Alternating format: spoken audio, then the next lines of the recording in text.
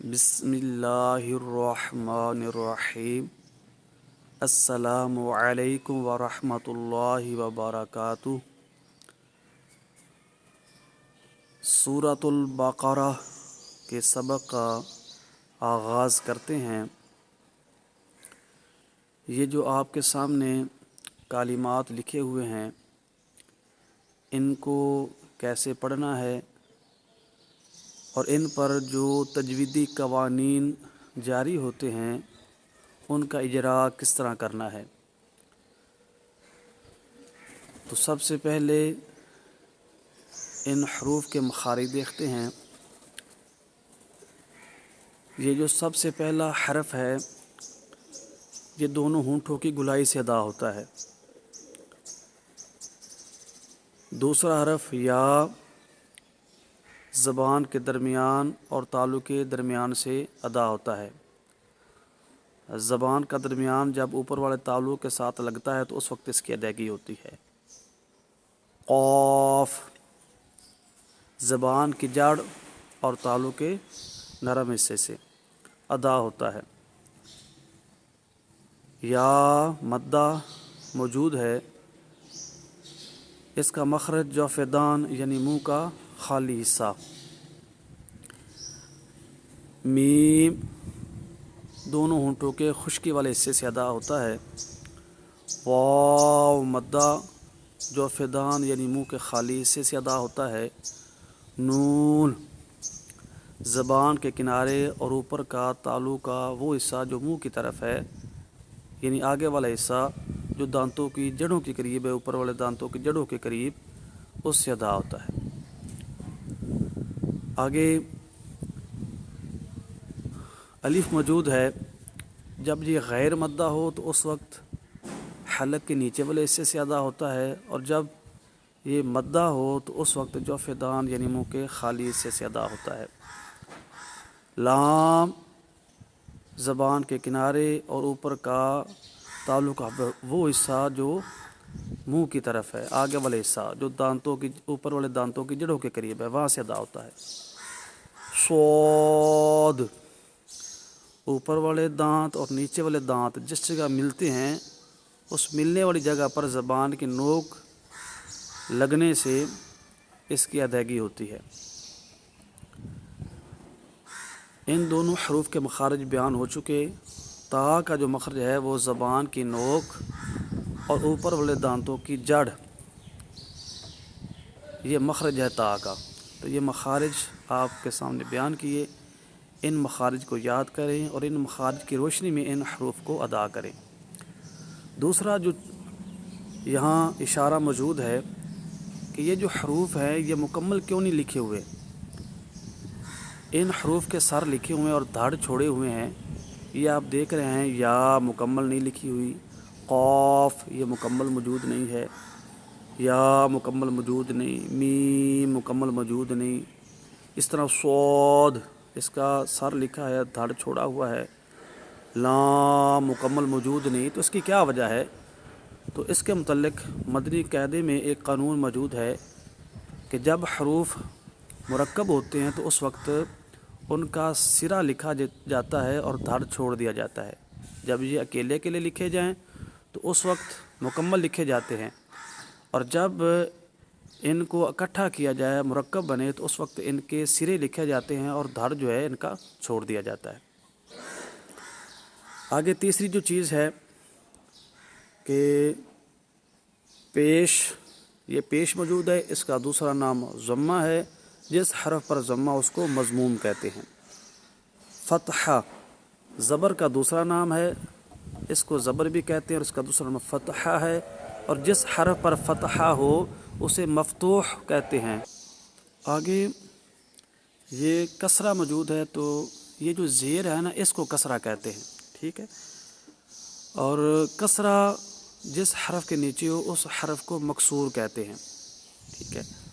آگے حرکات کی ادائیگی، یہ زبر زیر پیش ان تینوں کو حرکات کہتے ہیں، اور جب ان تینوں میں سے ایک مراد ہو تو اس کو حرکت کہتے ہیں۔ حرکت کی جمع حرکات ہے۔ تو حرکات کی ادائیگی کیسی ہوتی ہے؟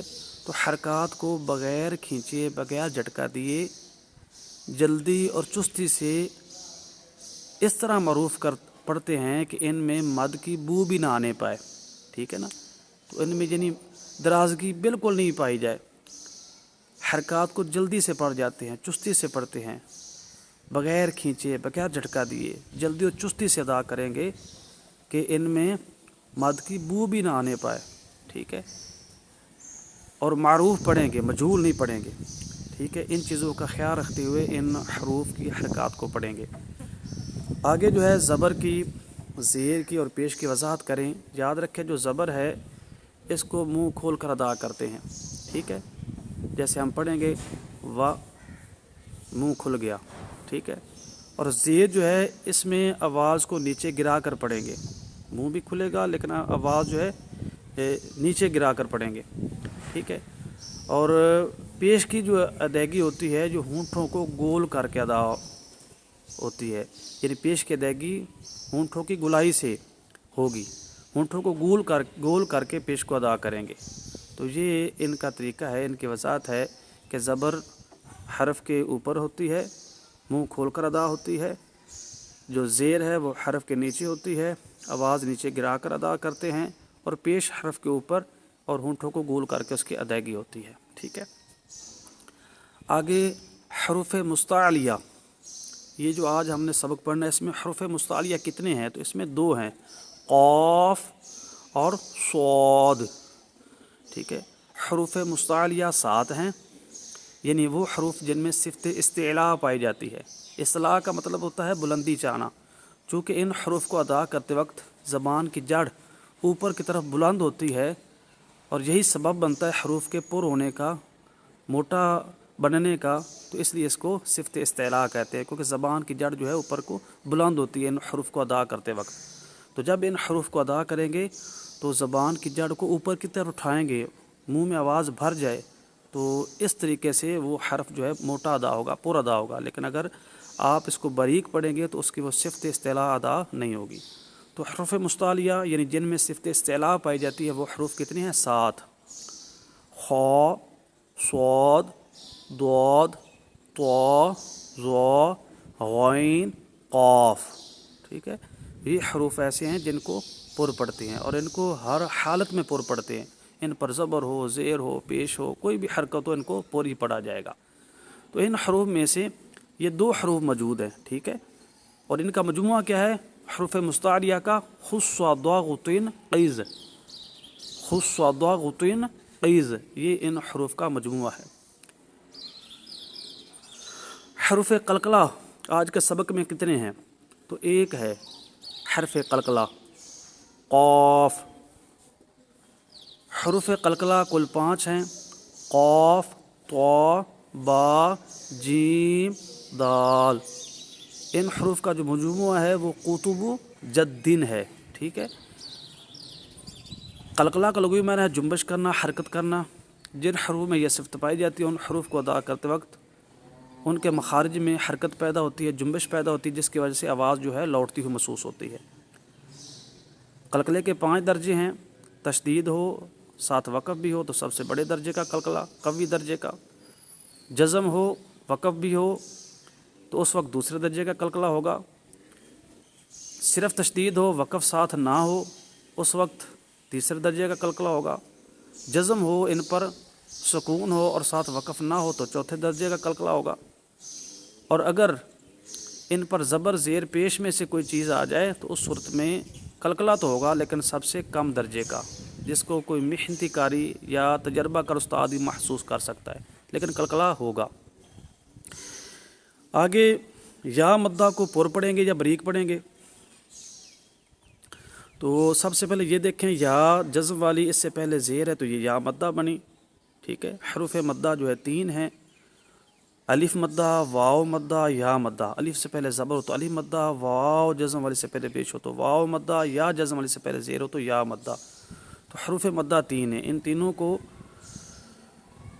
1 अलिफ की मिक़दार जो है दराज करते हैं, 1 अलिफ की मिक़दार दराज करते हैं। और उसका अंदाज़ा बंद उंगली को दरमियानी हालत में खोलने से लगाया जाता है, ना ज़्यादा तेज़ और ना ज़्यादा आहिस्ता, बल्कि दरमियानी हालत में खोलेंगे, ठीक है। ये हरूफ मद्दा की अदायगी का जो है طریقہ بتایا گیا، ٹھیک ہے۔ ایک انگلی ہے، اس کو درمیانی حالت میں کھولیں، نہ زیادہ تیز اور نہ زیادہ آہستہ، وہ بڑی مد بن جائے گی۔ درمیانی حالت میں کھولنا ہے، جتنی دیر لگے اتنی دیر آواز جاری رکھنے کو ایک الف کی مقدار کہتے ہیں، ٹھیک ہے۔ تو یا مدہ موجود ہے، اس کو ایک تو ایک الف کی مقدار دراز کر کے پڑھیں گے اور دوسرا اس کو پر بھی پڑھیں گے، کیونکہ یا مدہ کے پر اور باریک پڑھے جانے کا قاعدہ یہ ہے کہ جب اس سے پہلے پر پڑھا جانے والا حرف ہو تو اس صورت میں اس کی اتباع میں اس کو پر پڑھتے ہیں، اگر اس سے پہلا حرف باریک پڑھا جانے والا ہو تو اس کی اتباع میں یا مدہ کو بھی باریک پڑھتے ہیں۔ تو چونکہ اس سے پہلے قاف موجود ہے، یہ پر پڑھا جائے گا، لہذا اس کی اطاعت میں اتباع میں یا مدہ کو بھی پر پڑھا جائے گا۔ واو مدہ کی تعریف اور مقدار، تعریف گزر چکی اور مقدار بھی بیان ہو چکی کہ حروف مدہ کو ایک الف کی مقدار یعنی 2 حرکت کی مقدار جتنا دراز کر کے پڑھتے ہیں۔ سکون اور تشدید، یہ جو دال نما علامت ہے اس کو سکون کہتے ہیں، اس کا دوسرا نام جزم بھی ہے، جزم کہہ رہے ہیں، سکون کہہ لیں، جس حرف پر سکون ہو اس کو ساکن کہتے ہیں۔ ساکن حرف کو اپنے سے پہلے حرف کے ساتھ متحرک حرف کے ساتھ ملا کر پڑھتے ہیں، ٹھیک ہے۔ تشدید، یہ جو 3 دندان علامت ہے اس کو تشدید کہتے ہیں، جس حرف پر تشدید اسے مشدد کہتے ہیں، اور مشدد حرف کو 2 مرتبہ پڑھتے ہیں، ایک مرتبہ پہلے والے حرف سے ملا کر اور دوسرا خود اس کی حرکت کے مطابق ذرا رک کر، 2 حرف ہو جتنی دیر لگا کر، ٹھیک ہے۔ یہ لام تعریف کا جو حمزہ یہ کہاں گیا، کیونکہ یہ اصل میں تھا، یہ آپ کو جو ہے نا لام تعریف کے کچھ قوانین نظر آ رہے ہیں، ایک ادغام شمسی، ایک لام تعریف، ٹھیک ہے۔ تو یہ اصل میں تھا لام تعریف کسے کہتے ہیں؟ کو کہتے ہیں، یہ ناکرہ کو معرفہ بنانے کے لیے استعمال ہوتا ہے، اسم پر داخل ہوتا ہے، تو تھا۔ تو لام تعریف کا جو حمزہ ہوتا ہے یعنی اس کا جو حمزہ ہے وہ وصلی ہوتا ہے، وصل کی وجہ سے گر جاتا ہے، تو چونکہ یہاں وصل ہوا، ٹھیک ہے، اس وصل کی وجہ سے، اور اس وصل کو وصل اصطلاحی کہیں گے، تو اس وصل کی وجہ سے وہ حمزہ جو ہے گر گیا لام تعریف کا، ٹھیک ہے۔ یہ تشدید کیسے آ گئی؟ کیونکہ لفظ تو اصل میں یہ تھا الصلاۃ، تو سواد کے اوپر زبر تھی، تشدید کیسے آ گئی؟ تو ادغام شمسی والا قاعدہ جاری ہوا۔ لام تعریف کے 2 قاعدے ہیں، اظہار قمری اور ادغام شمسی۔ جب شمسی حرف پر لام تعریف داخل ہوتا ہے تو اس وقت وہ شمسی حرف پر جو ہے نا تشدید آ جاتی ہے، ادغام ہو جاتا ہے، اس کو ادغام شمسی کہتے ہیں۔ حروف قمریہ کے علاوہ باقی جتنے بھی حروف ہیں وہ حروف شمسی ہیں، ٹھیک ہے۔ تو صاد چونکہ شمسی حروف میں سے ہے، لہٰذا اس وجہ سے ادغام شمسی والا قاعدہ جاری ہونے کی وجہ سے صاد پر تشدید آ گئی۔ لام تعریف کیوں نہیں پڑھا گیا؟ تو جب لام تعریف شمسی حرف پر داخل ہوتا ہے تو اس کو لام تعریف نہیں پڑھا جاتا، لام تعریف کا شمسی حرف میں ادغام ہو جاتا ہے، تو ادغام ہو جانے کی وجہ سے جو ہے لام تعریف جو ہے وہ نہیں پڑھا گیا۔ ہاں اگر آگے قمری حرف ہوتا تو لام تعریف جو ہے نا وہ پڑھا جاتا، کیونکہ اس وقت اظہار قمری والا قاعدہ چلتا ہے۔ کھڑی زبر، کھڑی زیر الٹا پیش کو کھڑی حرکات بھی کہتے ہیں۔ کھڑی زبر کو ایک الف کی مقدار یا 2 حرکت جتنی مقدار ادا کرتے ہیں، یعنی یہاں کھڑی زبر اب موجود ہے تو اس کو ایک الف مقدار دراز کریں گے یا 2 حرکت کی مقدار جتنا اس کو دراز کریں گے، ٹھیک ہے۔ آگے لکھا ہوا ہے کہ کاف، سین، خالی واو کا پڑھنا اور مد اصلی کا ترک کرنا حرام ہے، کیونکہ یہ لحن جلی والی غلطی کا ارتکاب ہوگا، ٹھیک ہے۔ اگر یہاں پر قاف کی بجائے کاف پڑھ دیں گے تو ایک حرف کی جگہ پر دوسرا حرف آ گیا، ٹھیک ہے۔ اسی طرح یہاں پر صاد موجود ہے، یہاں پر سین پڑھ دیں گے تو ایک حرف کی جگہ پر دوسرا حرف آ گیا۔ یہ واو خالی موجود ہے، اگر اس کو آپ پڑھیں گے، ٹھیک ہے، صلاۃ کی بجائے صلوات پڑھیں گے، اور اکثر لوگ ایسا کر جاتے ہیں، تو ایسی صورت میں یہ لحن جلی ہوگی اور ایسا کرنا جو ہے حرام ہے۔ اور اسی طرح مد اصلی آپ کے سامنے یہ جو واو مدہ ہے اس میں مد اصلی پائی جاتی ہے، ٹھیک ہے، یا مدہ اس میں مد اصلی پائی جاتی ہے، اس کا ترک کرنا بھی حرام ہے۔ اس طرح کھڑی زبر کو اگر دراز نہ کیا تو یہ بھی حرام جو ہے نا غلطی ہوگی، حرام کام کا ارتکاب ہوگا، اس سے بچیں گے، ٹھیک ہے۔ تو آخر میں ہم ان کو پڑھتے ہیں، ان صفات، ان تجویدی قوانین کی روشنی میں۔ وَيُقِيمُونَ الصَّلَاةَ، وَيُقِی و یقی یعنی یا کو معروف پڑھیں گی اور یا کو کی پیش کو معروف پڑھیں گے و یقی یقی یقی مو نصلاۃ نصلاۃ سواد پر ہو لام پر نہ ہو، ٹھیک ہے. و یقی دراز کریں گے ایک نقدار، یقی یقی مو یہاں بھی درازگی ہوگی، نصلاۃ نصلاۃ سواد پر ہو اور لام جو ہے وہ باریک پڑھا جائے.